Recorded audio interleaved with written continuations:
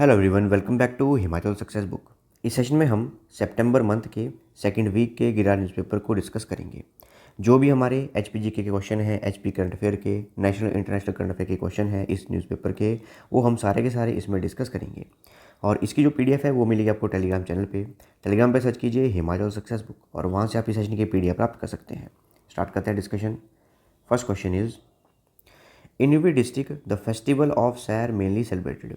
सैर यानी कि सैर का त्यौहार मुख्य रूप से किस जनपद में मनाया जाता है। जनपद यानी कि किस डिस्ट्रिक्ट में मुख्य रूप से सैर का फेस्टिवल मनाया जाता है। तो सैर का त्यौहार है मुख्य रूप से ये मंडी जिला में मनाया जाता है।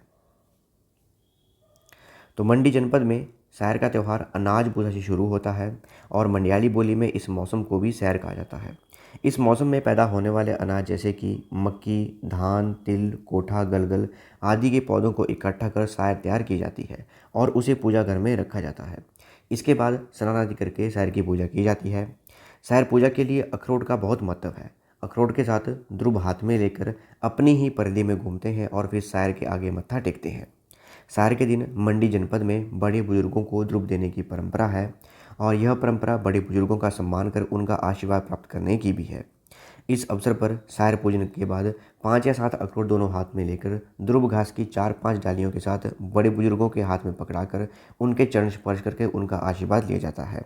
और चाहे कितने भी आपस में मतभेद हों, लेकिन सैर के दिन बड़े बुजुर्गों को ध्रुव देकर उनका आशीर्वाद लेकर सारे गिले शिकवे दूर किए जाते हैं। Who built the Arki fort of Solan in Himachal Pradesh. Himachal Pradesh में सोलन का अर्की किला किसने बनवाया था। अर्की का जो किला है ये बनवाया था राणा पृथ्वी सिंह ने। ध्यान रखिएगा, जो अर्की का किला है ये बनवाया गया था राणा पृथ्वी सिंह के द्वारा। अर्की के किला हिमाचल प्रदेश में स्थित सोलन जिले का एक प्रसिद्ध पर्यटन स्थल है और अर्की का किला 1800 और 1805 के बीच में राणा पृथ्वी सिंह द्वारा बनवाया गया था। और राणा पृथ्वी सिंह जो थे ये शोभा चंद के वंशज थे और समुद्र तल से करीब 4100 फीट की ऊंचाई पर स्थित है हमारा अर्की का किला। और इस किले की विशेष बात यह है कि जितने भी गोरखाओं के युद्ध हुए थे हिमाचल प्रदेश में और कांगड़ा रियासत के लिए, और उनकी वीरता और शौर्य का प्रदर्शन ये किला करता है और ये अहम हिस्सा था उनके युद्ध का। 1806 में गोरखाओं ने इस किले पर कब्जा कर लिया था, जिसके कारण जो भागल के शासक थे राणा जगत सिंह, उन्होंने नालागढ़ में शरण ली थी। याद रखिएगा, जब 1806 में गोरखाओं ने इस किले पर कब्जा किया था तो उस समय भागल के शासक थे राणा जगत सिंह, उन्होंने नालागढ़ में शरण ली थी। और उस दौरान गोरखा जनरल अमर सिंह थापा ने हिमाचल में अग्रिमों को सन 1806 से 1815 तक आगे बढ़ने के लिए अर्की का इस्तेमाल किया था और अर्की किले का इस्तेमाल किया था। 1815-1816 में गोरखा युद्ध के दौरान सर डेविड ऑक्टरलोनी और ब्रिटिश सेना द्वारा सहायता प्राप्त कर राणा जगत सिंह ने इस किले पर अधिकार प्राप्त कर लिया था और वर्तमान में जो ऐतिहासिक किला है इसे हेरिटेज होटल में बदल दिया गया है। Wazir Ram Singh Pathania is related to which place of Himachal Pradesh. Wazir Ram Singh Pathania का संबंध हिमाचल प्रदेश के किस स्थान से है। तो नूरपुर से रिलेटेड है वजीर राम सिंह पठानिया। अच्छा, अगर ऑप्शन में यहाँ पर कांगड़ा होता और नूरपुर नहीं होता तो आप कांगड़ा भी टिक कर सकते थे, और वैसे अगर ऑप्शन में एग्जैक्टली नूरपुर दिया है तो आप नूरपुर टिक कीजिएगा। तो नूरपुर रियासत जिसकी स्थापना जेठपाल ने की थी, जिसका प्राचीन नाम धमेली था, और नूरपुर रियासत में 10 अप्रैल 1824 को वजीर वीर राम सिंह पठानिया का जन्म हुआ था। और नूरपुर रियासत के बस्सा गांव में वजीर राम सिंह पठानिया, इनका जन्म जो है वजीर श्याम सिंह पठानिया और इंदौरी देवी जी के घर में हुआ था। इनके पिता का नाम था वजीर श्याम सिंह पठानिया और माता का नाम था इंदौरी देवी। और इनके पिता जो थे नूरपुर के राजा वीर सिंह के दरबार में वजीर थे। और जो हमारे ये वजीर राम सिंह पठानिया थे, इन पर मुकदमा चला था और सिंगापुर इनको जेल भेजा गया था और वर्ष 1849 में वहाँ पर इनकी मृत्यु हो गई थी। और ध्यान रखिएगा, ये एक महान स्वतंत्रता सेनानी भी थे। In which year was the chief minister Sahara Yojana launched. मुख्यमंत्री सहारा योजना का शुभारंभ किस वर्ष हुआ था। तो 15 जुलाई 2019 को चीफ मिनिस्टर सहारा योजना, मुख्यमंत्री सहारा योजना का शुभारंभ हुआ था। 15 जुलाई 2019 को इस योजना का शुभारंभ हुआ था। गंभीर बीमारी से पीड़ित व्यक्तियों को नगद सहायता प्रदान इसमें की जाती है और प्रति माह जो है 3000 रुपये इसमें वित्तीय सहायता प्रदान की जाती है। याद रखिएगा, 3000 रुपये की फाइनेंशियल असिस्टेंस दी जाती है मुख्यमंत्री सहारा योजना के अंतर्गत। इन विच ईयर वाज द अटल आशीर्वाद योजना लॉन्च्ड। अटल आशीर्वाद योजना का शुभारंभ किस वर्ष हुआ था। तो 2019 में 16 फरवरी 2019 को अटल आशीर्वाद योजना का शुभारंभ हुआ था और जो भी नवजात बच्चे हैं उन्हें किट प्रदान की जाती है इस योजना के अंतर्गत। और किट में शिशु व माता के लिए तेल, साबुन, क्रीम पाउडर, कंबल जैसी आवश्यक वस्तुएं दी जाती है और बच्चों की दैनिक जरूरत का सामान भी इस किट में दिया जाता है। In which year was the मुख्यमंत्री चिकित्सा सहायता कोष योजना लॉन्च्ड? मुख्यमंत्री चिकित्सा सहायता कोष योजना का शुभारंभ किस वर्ष हुआ था? ये हुआ था वर्ष 2018 में। 2018 में अक्टूबर महीने में शुरू की गई थी मुख्यमंत्री चिकित्सा सहायता कोष योजना। और गंभीर बीमारियों से पीड़ित जो भी गरीब हैं उनके इलाज के लिए कोष से चिकित्सा सहायता प्रदान की जाती है। At which place of Himachal Pradesh will the transport Nagar be open? Himachal Pradesh के किस स्थान पर ट्रांसपोर्ट नगर खोला जाएगा? तो ये देखिए सोलन सिटी में ट्रांसपोर्ट नगर खोला जाएगा और ये डिसीजन लिया गया है, हिमाचल प्रदेश कैबिनेट द्वारा लिया गया है। अंडर मुख्यमंत्री शोध प्रोत्साहन योजना the students will be given monthly fellowship of how much rupees for 3 years from the date of registration? मुख्यमंत्री शोध प्रोत्साहन योजना के तहत छात्रों को पंजीकरण की तारीख से 3 साल तक कितने रुपए की मासिक फेलोशिप प्रदान की जाएगी? तो ये दी जाएगी 3000 रुपये की। तो हाल ही में हमारी हिमाचल की जो कैबिनेट है उन्होंने ये डिसीजन लिया है कि मुख्यमंत्री शोध प्रोत्साहन योजना के अंतर्गत मंथली फेलोशिप दी जाएगी 3000 रुपये की और ये दी जाएगी 3 वर्षों के लिए। जब रजिस्ट्रेशन की जाएगी, जो भी स्कॉलर हैं वो रजिस्ट्रेशन करेंगे तो उनको 3 वर्षों तक प्रति माह जो है 3000 रुपये की मंथली फेलोशिप दी जाएगी रिसर्च करने के लिए। The Himalayan cabinet has approved the grant of child adoption leave of how many days to the regular female employees of Himachal Pradesh government adopting a child? Himachal मंत्रिमंडल ने बच्चे को गोद लेने वाली हिमाचल सरकार की नियमित महिला कर्मचारियों को कितने दिनों का बाल दत्तक ग्रहण अवकाश देने की मंजूरी दी है? तो 180 दिनों का चाइल्ड अडॉप्शन लीव यानी कि बाल दत्तक ग्रहण अवकाश दिया जाएगा जो भी हिमाचल की रेगुलर फीमेल एम्प्लॉयज़ हैं। 180 दिन यानी कि 6 महीने का 6 मंथ का जो है इन्हें ये चाइल्ड अडॉप्शन लीव दी जाएगी, बाल दत्तक ग्रहण अवकाश दिया जाएगा।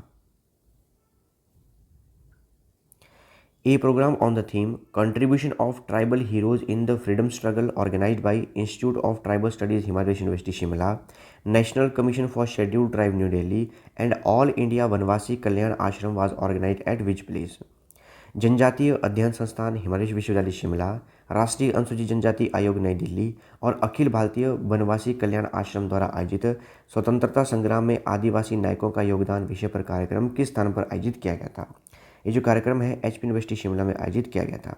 याद रखिएगा एचपी यूनिवर्सिटी शिमला में इस कार्यक्रम को ऑर्गेनाइज किया गया था। कार्यक्रम का जो नाम है वो ज़्यादा इंपॉर्टेंट है। नाम क्या है? Contribution of tribal heroes in the freedom struggle.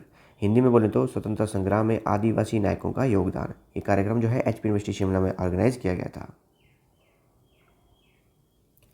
GST collection in the month of August has registered an increase of how many percent with the collection of rupees 398 crores as compared to same period last year? अगस्त महीने में GST संग्रह में पिछले वर्ष की इसी अवधि की तुलना में 398 करोड़ के संग्रह के साथ कितने प्रतिशत की वृद्धि दर्ज की गई है? तो 14% इंक्रीज हुआ है हमारा जीएसटी कलेक्शन। देखिए कंपैरिजन कैसे किया जा रहा है। अगर अगस्त का देखा जाए 2021 का, उसके कंपैरिजन में जो हमारा अगस्त 2022 है उसमें ये कंपैरिजन देखा जा रहा है। तो ये जो कलेक्शन जो हुई है वो हुई है 398 करोड़ रुपए की। इस बार कितनी हुई है? 398 करोड़ रुपए की हुई है।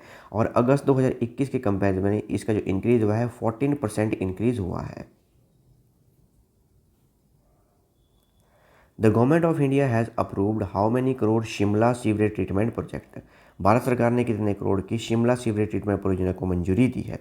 ये 229 करोड़ रुपए की परियोजना है।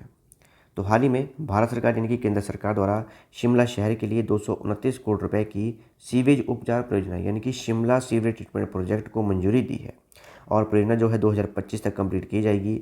इसमें जो मुख्य फंडिंग है वो विश्व बैंक यानी कि वर्ल्ड बैंक द्वारा की जा रही है। और इस परियोजना को लागू कौन करेगा? हिमाचल प्रदेश में ये किया जाएगा शिमला जल प्रबंधन निगम लिमिटेड के द्वारा। और लक्ष्य रखा गया है कि 2025 तक इसे पूरा किया जाएगा। और जो परियोजना है इसके अंतर्गत 230 किलोमीटर की ताज़ा सीवेज नेटवर्क बिछाने की, पाइप्स बिछाने की परियोजना भी शुरू कर दी गई है। Chief minister Jairam Thakur laid the foundation stone of Amba Prasad rotary charitable eye hospital at which place? मुख्यमंत्री जयराम ठाकुर ने किस स्थान पर Amba Prasad rotary charitable eye hospital की आधारशिला रखी है? ये रखी गई है सुंदरनगर में। सुंदरनगर जो है ये मंडी जिला में स्थित है और यहाँ पर Amba Prasad rotary charitable eye hospital जो है इसकी नींव रखी गई है। Sanskrit Bharati Himachal Pradesh and department of language art and culture है jointly organise Sanskrit Utkarsh Mahotsav at which place. Sanskrit Bharati Himachal Pradesh और भाषा कला और संस्कृत विभाग ने संयुक्त रूप से किस स्थान पर संस्कृत उत्कर्ष महोत्सव का आयोजन किया है। ये किया गया है सुंदरनगर में। सुंदरनगर में संस्कृत उत्कर्ष महोत्सव इसका आयोजन किया गया और इसमें ध्यान रखिएगा इसको ऑर्गेनाइज किसने किया। एक तो किया संस्कृत भारती हिमाचल प्रदेश ने और जो हमारा डिपार्टमेंट है लैंग्वेज आर्ट एंड कल्चर उनके द्वारा। जो हमारा संस्कृत भारती हिमाचल प्रदेश है इसके जो चेयरमैन है वो हैं डॉक्टर राजेश शर्मा और जो हमारा डिपार्टमेंट है लैंग्वेज आर्ट एंड कल्चर का इसके डायरेक्टर हैं doctor Pankaj Lalit. The Himachal government है decided to teach Sanskrit language from which class from next year.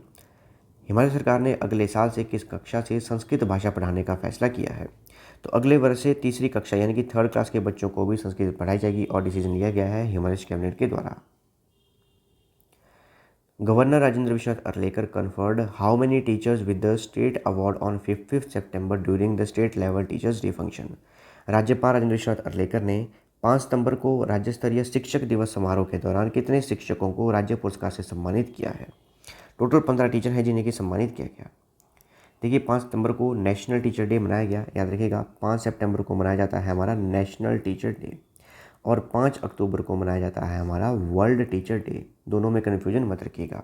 तो 5 सितंबर को जो हमारा नेशनल टीचर डे मनाया गया इसमें जो हमारा स्टेट लेवल फंक्शन था टीचर डे के ऊपर उसमें हमने स्टेट लेवल टीचर अवार्ड दिए। ये दिए गए हमारे सरकार के द्वारा। और कितने शिक्षकों को सम्मानित किया गया 15 शिक्षकों को सम्मानित किया गया और ये इनकी पूरी की पूरी लिस्ट है। Who was conferred with the National Teacher Award winner for the year 2021 from Himachal Pradesh, who has been honored by Governor Rajendra Vishal Arlekar on 5 September 2022। Himachal से वर्ष 2021 के लिए राष्ट्रीय शिक्षक पुरस्कार विजय से किसे सम्मानित किया गया है, जिन्हें 5 सितंबर 2022 को राज्यपाल राजेंद्र विश्वनाथ अर्लेकर ने सम्मानित किया है। देखिए 2021 में जो नेशनल टीचर अवार्ड दिया गया था वो काफ़ी टीचर्स को दिया गया था और उसमें से एक टीचर थे हिमाचल से। वो कौन थे? वो थे कमल किशोर शर्मा। और कमल किशोर शर्मा ये गवर्नमेंट सीनियर सेकेंडरी स्कूल कहलोग जो है सोलन जिले में स्थित है वहाँ पर प्रिंसिपल है। तो 2022 में इन्हें सम्मानित किया गया है हमारे हिमाचल के गवर्नर के द्वारा। इसके अलावा एक और बात याद रखिएगा, अभी जो हमारा नेशनल टीचर अवार्ड दिए गए 46 टीचर को दिए गए और पूरे इंडिया में, और इसमें से 3 टीचर जो हैं जो कि हिमाचल से हैं उन्हें भी अवार्ड दिया गया है। In which year home guard was established in Himachal Pradesh. Himachal Pradesh में होम गार्ड की स्थापना किस वर्ष हुई थी? ये हुई थी 1962 में। 1962 में हिमाचल प्रदेश में होम गार्ड की स्थापना की गई थी। तो हाल ही में मुख्यमंत्री जयराम ठाकुर ने मंडी जिला के सुंदरनगर में राज्य गृह रक्षक कल्याण संघ हिमाचल प्रदेश यानी कि state home guard welfare association Himachal Pradesh द्वारा आयोजित एक राज्य स्तरीय समारोह की अध्यक्षता की और उसमें बताया गया कि होमगार्ड की स्थापना जो है 1946 में बॉम्बे प्रांत में किसी आपात स्थिति में नागरिकों की सुरक्षा के लिए पुलिस और सेना की सहायता के लिए की गई थी। और जब भारत जो है 1947 में आज़ाद हुआ उसके बाद 1962 में होमगार्ड संगठन का पुनर्गठन किया गया और तब से लेकर अब तक जो होमगार्ड है वो राज्य और केंद्र शासित प्रदेशों में सेवा दे रहे हैं। इसके अलावा 1962 में ही हिमाचल प्रदेश में होमगार्ड की स्थापना की गई थी और अभी होमगार्ड के लिए काफ़ी कार्य किए जा रहे हैं हिमाचल प्रदेश सरकार द्वारा। जैसे कि 3 महीने पहले ही जो होमगार्ड हैं उनके दैनिक मानदेय को बढ़ाया गया। पहले 675 रुपये प्रतिदिन मिलते थे, अब इन्हें 883 रुपये प्रतिदिन मिलेंगे। यानी कि जो अब इनकी सैलरी वो इंक्रीज़ हो गई है। पहली थी 20,258 रुपये प्रति माह और अब जो होगी है 26,492 रुपये प्रति माह हो चुकी है। At what height does the Patharchat Akkar in Himachal Pradesh. Patharchat Himachal Pradesh में कितनी ऊंचाई पर उगता है? कितनी ऊंचाई पर पैदा होता है? ये लगभग 1000 मीटर की ऊंचाई पर पैदा होता है पत्थरचट। पत्थरचट जो है एक औषधीय पौधा है और लगभग 1000 मीटर तक की ऊंचाई पर ये मिलने वाला एक बारहमासी औषधीय पौधा है और इसकी जो फैमिली है वो है क्रियल्सी फैमिली का यह पौधा है और इसका वैज्ञानिक नाम है वो है क्लांचोपिनाटा या फिर इसे ब्रायोफिलम पिनेटस भी कहते हैं। याद रखिएगा, इसे क्लांचोपिनाटा या ब्रायोफिलम पिनेटस के नाम से भी जाना जाता है और आमतौर पर ये बंजर भूमि, पहाड़ी ढलानों, सड़कों और रास्तों के किनारे तथा जंगलों में उगता है और इसे जड़ी बूटी औषधीय पौधे के रूप में भी उपयोग किया जाता है। खाने में भी इसे उपयोग करते हैं और चाय वगैरह में भी इसका उपयोग किया जाता है। Who gave the title of mini Switzerland to Khajiar and when. Khajiar को मिनी स्विट्जरलैंड का खिताब किसने और कब दिया था?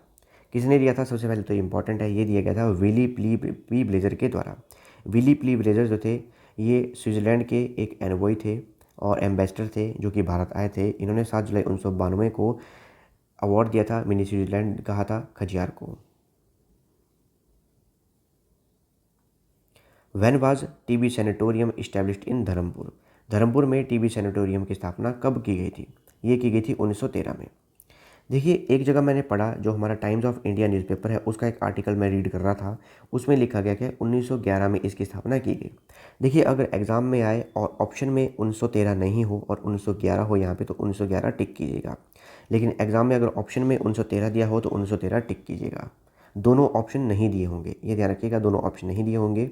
और अगर 1911 होगा तो 1911 टिक कीजिएगा, 1913 होगा तो 1913 टिक कीजिएगा। In which script are the first inscriptions of Himachal Pradesh found from Kunihar and Patiyar areas of Kangra written? Himachal Pradesh के सर्वप्रथम शिलालेख जो कि कांगड़ा के कुनिहार और पटियार इलाकों से प्राप्त हुए, वे किस लिपि में लिखे गए थे? किस लिपि में लिखे गए थे? ये लिखे गए थे ब्रह्मी और क्रोष्टी लिपि में। याद रखिएगा, ब्रह्मी और क्रोष्टी लिपि में लिखे गए थे। कुनिहार और पटियार में जो भी इंस्क्रिप्शन, जो भी शिलालेख मिले थे। अच्छा, हिंदी की लिपि क्या है? हिंदी की जो लिपि है वो क्या है? हिंदी की स्क्रिप्ट क्या है? इसका आंसर दीजिएगा कमेंट बॉक्स में। काफ़ी इजी क्वेश्चन है, बताइएगा कि हिंदी की जो स्क्रिप्ट क्या है। अच्छा, पंजाबी की भी बताइएगा, हिंदी की पंजाबी की इन दोनों की जो स्क्रिप्ट है वो क्या है, इनकी जो लिपि है वो क्या है, इन दोनों की बताइएगा। In which year the land holding act was passed in Himachal Pradesh? Himachal Pradesh में किस वर्ष लैंड होल्डिंग एक्ट पास हुआ था? ये हुआ था 1972 में। 1972 में लैंड होल्डिंग एक्ट पास किया गया था हिमाचल प्रदेश में। Where did Samuel Evan Stokes, who is known as the father of apple in Himachal Pradesh, came to Himachal for the first time? Samuel Ivan Stokes, जिन्हें हिमाचल में सेब का जनक कहा जाता है, हिमाचल में सर्वप्रथम किस स्थान पर आए थे? ये आए थे सुबाथू में। सुबाथू जो है सोलन जिला में स्थित है और पहली बार ये यहीं आए थे। और सैम्यूअल इवान स्टोकस, इन्हें सत्यानंद स्टोकस के नाम से भी जाना जाता है। याद रखिएगा, इन्हें father of apple in Himachal प्रदेश कहा जाता है, हिमाचल प्रदेश में सेब का जनक। वेयर वाज द फर्स्ट महिला bank open in Himachal Pradesh? Himachal Pradesh में पहला महिला बैंक कहाँ पर खुला था? कहाँ खुला था? ये खुला था शिमला में। शिमला में तिब्बतियन मार्केट है, तिब्बत मार्केट है, वहाँ पर खोला था पहला महिला बैंक। और कौन सा बैंक था ये था भारतीय महिला बैंक। याद रखिएगा, भारतीय महिला बैंक ये खोला गया था। और इसकी पहली ब्रांच थी जो कि खोली गई थी हिमाचल प्रदेश में। और कब खोली गई थी? ये खोली गई थी 18 मार्च 2014 में। और ये जो ब्रांच थी, पहली थी हिमाचल प्रदेश की और 17वीं थी हमारे पूरे भारत की। By what name was the railway board building in Shimla earlier known? Shimla स्थित रेलवे बोर्ड बिल्डिंग को पहले किस नाम से जाना जाता था? इसे कॉमर्स बिल्डिंग के नाम से जाना जाता था। The world's most dangerous ant called bulldog ant is found in which area? दुनिया की सबसे खतरनाक चींटी जिसे बुलडॉग सेंट कहा जाता है, किस क्षेत्र में पाई जाती है? ऑस्ट्रेलिया के तटीय क्षेत्र में पाई जाती है बुलडॉग सेंट। ये एक एंट है, एक चींटी है, सबसे खतरनाक चींटी है ये पूरे वर्ल्ड की। Who became the first Indian couple to summit Mount Everest on May 13, 2022? 13 मई 2022 को एवरेस्ट शिखर पर चढ़ने वाले पहले भारतीय दंपति कौन बने? कौन थे ये थे डॉक्टर हेमंत ललितचंद्र लेउवा और उनकी पत्नी डॉक्टर सूर्यबेन हेमंत लेउवा, और गुजरात के रहने वाले हैं और पहले कपल बने जिन्होंने कि माउंट एवरेस्ट फतेह किया था। Chandigarh architect lieutenant Corbusier was citizen of which country? Chandigarh वास्तुविद लेफ्टिनेंट कार्बूजियर किस देश के नागरिक थे? इन्होंने चंडीगढ़ सिटी को डिज़ाइन किया है। जो हमारी चंडीगढ़ सिटी है उन्हें डिज़ाइन किसके द्वारा किया गया है? लेफ्टिनेंट कार्बूजियर के द्वारा किया गया है। और ये फ्रांस के रहने वाले थे। फ्रॉम विच आश्रम did Mahatma Gandhi start the Dandi यात्रा? महात्मा गांधी ने दांडी यात्रा किस आश्रम से शुरू की थी? किससे की थी? ये की थी साबरमती आश्रम से शुरू। साबरमती से चले थे ये और दांडी तक गए थे और इन्होंने यात्रा की थी। अच्छा, बताइएगा कि जो दांडी यात्रा है कब शुरू की गई थी? कब शुरू की गई थी हमारी ये दांडी यात्रा? दांडी यात्रा जो है कब शुरू की गई थी? इसका आंसर जो है कमेंट बॉक्स में लिख के दीजिएगा। Which two Indian cities are included in the world's 53 best cities on the basis of time out index 2022? Time out index 2022 के आधार पर विश्व के 53 सर्वश्रेष्ठ शहरों में भारत का कौन से 2 शहर सम्मिलित हैं? यानी कि वर्ल्ड के 53 बेस्ट सिटीज़ की लिस्ट दी गई किसके द्वारा? टाइम आउट इंडेक्स 2022 के द्वारा। इसके अंतर्गत जो भारत की 2 सिटीज़ हैं वो है मुंबई और दिल्ली। इसमें नंबर 1 पर जो है वर्ल्ड में वो है एडिनबर्ग, नंबर 2 पर शिकागो है, नंबर 14 पर है मुंबई और नंबर 26 पर है Delhi.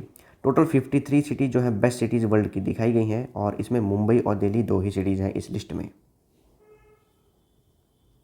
How many lanes are there in a swimming pool? Swimming pool में कितने लेन होते हैं? देखिए क्वेश्चन जो है थोड़ा कन्फ्यूजिंग भी है। क्यों कन्फ्यूजिंग है? अगर वर्ल्ड चैंपियनशिप होगी तो वर्ल्ड चैंपियनशिप में 8 लेन चाहिए स्विमिंग के लिए, और अगर ओलंपिक गेम्स होंगी तो ओलंपिक में 10 लेन चाहिए होती हैं स्विमिंग के लिए। तो ऑप्शन के हिसाब से यहाँ पर करेक्ट आंसर है वो है ऑप्शन बी 8। तो ये थी हमारी डिस्कशन, और अगर आपको इस सेशन की पीडीएफ चाहिए तो वो मिलेगी टेलीग्राम चैनल पे। टेलीग्राम पे सर्च कीजिए हिमाचल सक्सेस बुक और वहाँ से आप इस सेशन की पीडीएफ प्राप्त कर सकते हैं।